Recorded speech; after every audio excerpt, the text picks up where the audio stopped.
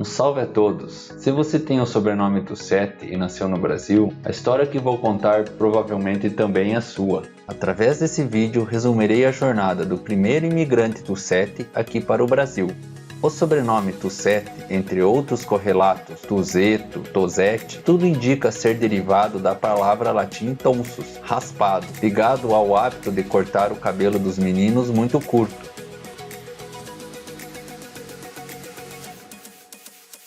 Sobrenome de origem italiana, os primeiros registros encontrados datam de 1500, na região norte da Itália, Fontana Fredda. Já no século XVII, existem registros de imigrantes no sul da Espanha, Barcelona e Girona, e oeste da França, região de Nantes. Ainda na França, existe uma ponte de pedra com o sobrenome da família, Ponte do Tussetti, entre Nice e Marsella.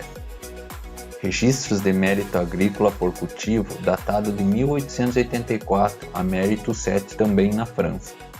A partir de 1870, eventos na Itália levaram os familiares a migrar para o Brasil, Argentina e Estados Unidos da América.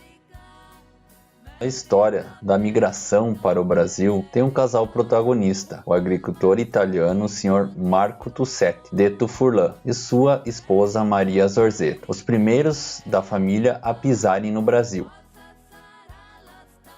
Note que após o nome completo existe a palavra detto, que significa nominado, e não tem nada a ver com o sobrenome. É um comentário anotado nos registros para identificar as estirpes e castas familiares. Furlan vem de Furlano, que é um habitante nativo da região italiana de Friuli, cidade histórica localizada no norte da Itália, que inicialmente era chamada de Forum Iuli. Marco era filho de Domenico Tussetti e Catarina Ortolan. Seus pais nasceram no início dos anos de 1800 e viviam em uma comune, cidade chamada Caneva, pequena até hoje, localizada no norte da Itália, na região da Friuli Venezia Giulia, província de Pordenone, com cerca de 6.000 habitantes. Região de agricultura e ecoturismo. Esse era o início da cadeia de montanhas que culminam nos Alpes suíços e austríacos. Marco nasceu em 1843 e foi batizado em 30 de setembro do mesmo ano. Teve uma vida dura de homem do campo, enfrentando a perda de muitos entes queridos. É o irmão mais velho de Giovanni Battista, nascido em 1847, e Margherita, nascida em 1848.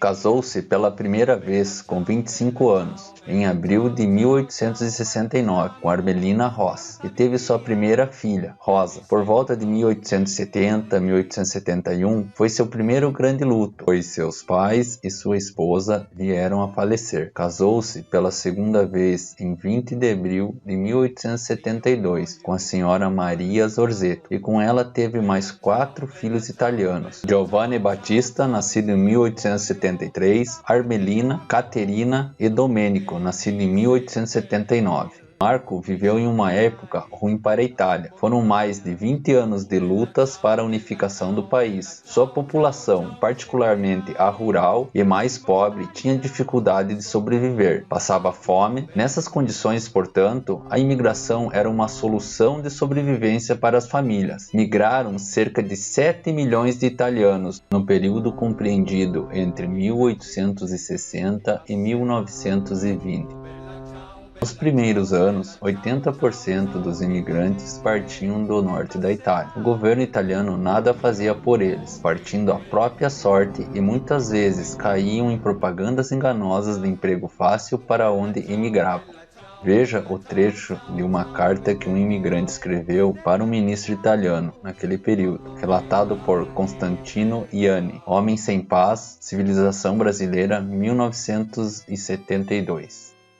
Que coisa entendeis por uma nação, senhor ministro? Uma massa de infelizes? Plantamos e ceifamos o trigo, mas nunca provamos do pão. Cultivamos a videira, mas não bebemos o vinho. Criamos os animais, mas não comemos a carne. Apesar disso, vós nos aconselhais a não abandonar a nossa pátria. Mas é uma pátria, a terra em que não se consegue viver do próprio trabalho?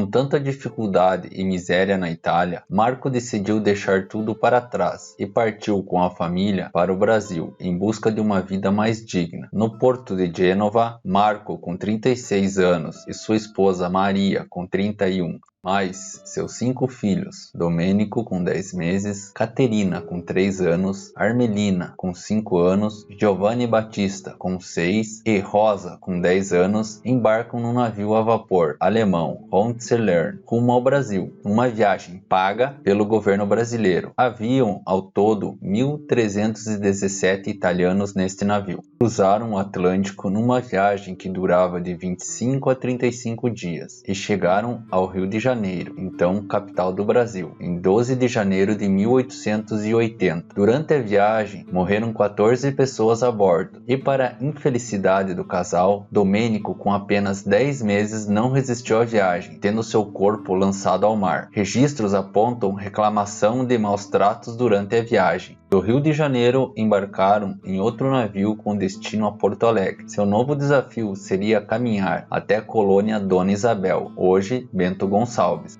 Ao chegarem à colônia, Marco e sua família foram recebidos por uma comissão de terras que deixava muito a desejar. Foram alojados em barracões e se alimentavam de caça, pesca, frutos silvestres e do pouco que era fornecido pelo governo, até se instalarem em seus lotes rurais. Ao se instalarem, iniciaram uma agricultura de subsistência, representada pelo cultivo de milho, trigo e videira.